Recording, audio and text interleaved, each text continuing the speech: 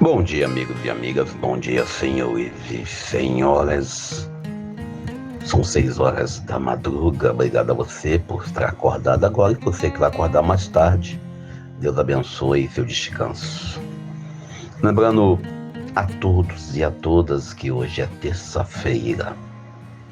Primeiro, devemos recordar que vivemos esse mês de agosto, o mês vocacional, e durante essa semana somos convidados a rezar, a orar, a interrogar, a pedir a Deus vocações para o ministério consagrado, padre, religiosos, religiosas. A gente vai lembrar sempre também da vocação do matrimônio durante esse mês. A gente tem que olhar sempre qual é a nossa vocação. Não podemos confundir vocação para vivenciar com profissional. Alguns falam do padre e do bispo e do religioso, da religiosa como profissão. Ontem, eu lendo as matérias nas redes sociais, se percebe claramente que houve uma lei votada, uma PL, projeto de lei, em que determina o fim, ou melhor, há um não vínculo empregatício entre religiosos e instituições religiosas, ou seja, se o camarada é padre, ele não tem vínculo empregatício com a empresa Igreja Católica, ou mesmo qualquer outra igreja, Igreja Batista, Presbiteriana, Metodista, ou seja, o pastor, o líder religioso, ele deixa de ter direito a cobrar direito trabalhista, já que é um tipo de consagração diferente. Alguém me falou, isso agora virou bagunça. Não, sempre foi assim. Sempre nós conhecemos bem o contexto da lei, sabemos claramente que aqueles que exercem cargo de pastorear, de dirigir, de orientar os seus fiéis em qualquer religião, o vínculo é outro, não é vínculo de empregado. O vínculo é o vínculo que envolve uma consagração específica. Então essa lei, quando vem, ela não vem aí para tampouco criar conflitos ou mesmo criar desafios, mas para apenas confirmar aquilo que já é prática legal. E a gente ainda, olhando para o campo religioso, a gente percebe claramente que há da parte de uns e outros uma confusão mental quando se fala de ser religioso.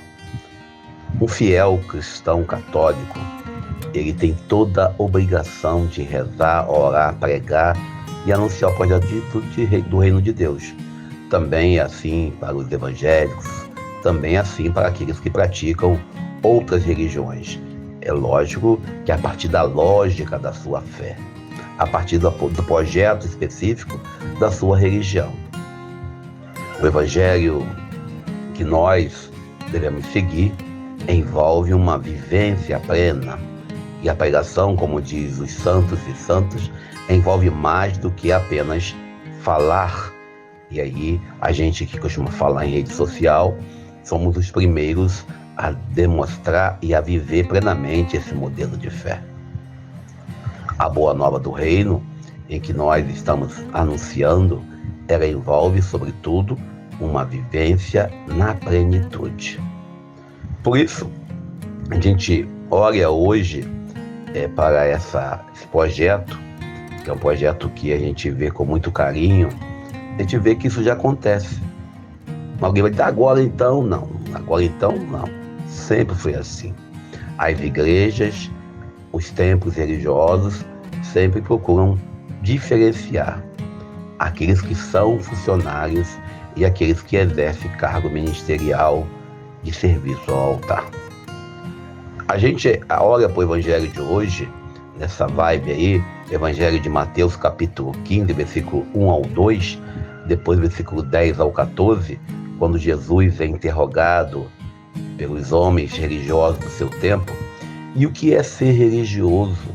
Talvez a gente aprenda isso com a vivência. Religião, palavra de origem grega, quer dizer religar. Religar com quem? de acordo com a tradição cristã, judaico-cristã, nós perdemos essa ligação plena com Deus quando nós caímos no pecado lá no Éden. Quando nós rompemos e desobedecemos à vontade de Deus. Por isso, perdemos essa ligação direta com Deus. O interessante é que esse texto de hoje, ele acontece logo após o momento que Jesus anda, ele anda entre a comunidade falando do reino de Deus. A parábola da semente, a parábola do joio, a parábola da mulher que põe fermento, e as parábolas em si do capítulo 13 e o evangelho de ontem, quando Jesus caminhou sobre o mar e logo após chegou no local, curou vários enfermos. Nós, às vezes, queremos limitar a graça de Deus. E aí, lembramos de Papa Paulo VI, quando ele diz que nós não somos donos de Deus. Nós não somos senhores de Deus. É o contrário.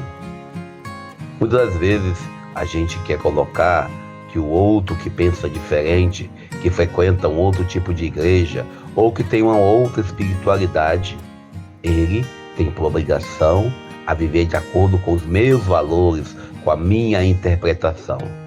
E foi isso que aconteceu nesse evangelho.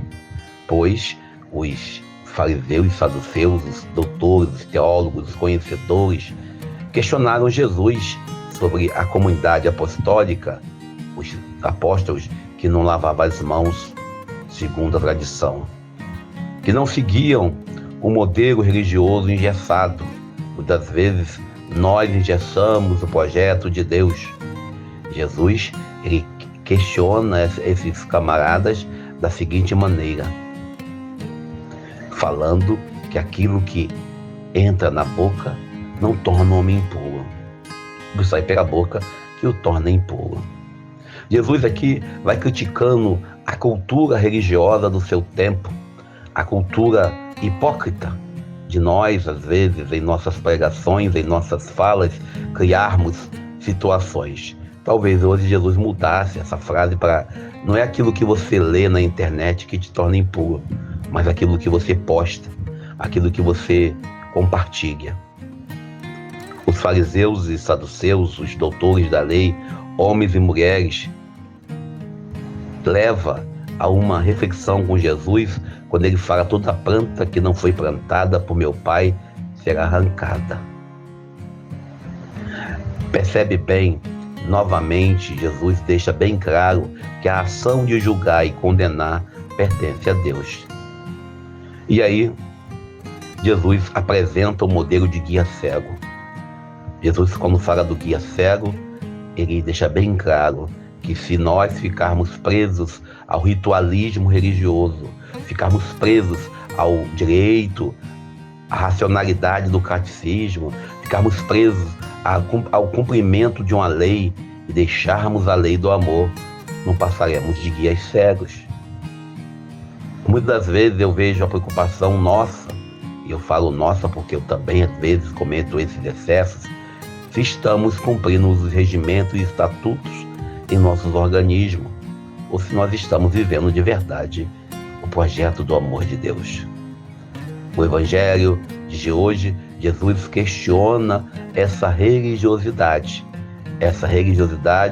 que vai em conflito com Tiago, capítulo 1, versículo 27. Religião pura e sem mancha é aquela que socorre a viúva e o órfão, é aquela que não se contamina com o mundo. É muito comum nesse período agora, que antecede o ano eleitoral, termos aí líderes religiosos se envolvendo com prefeitos e vereadores para assim projetar e conseguir algum benefício para as suas igrejas. É preocupante uma igreja, uma religião que se dobra ao poder do Estado, e um Estado que tenta aplicar na sua cidade, no seu estado, no seu país, um modelo religioso. Que sejamos coerentes e não guias cegos, anunciando aquilo que não tem sentido. E eu paro por aqui, agradeço a você pelo dia de hoje, terça-feira. Deus nos abençoe e nos ajude. Eu sou Daniel Nonato.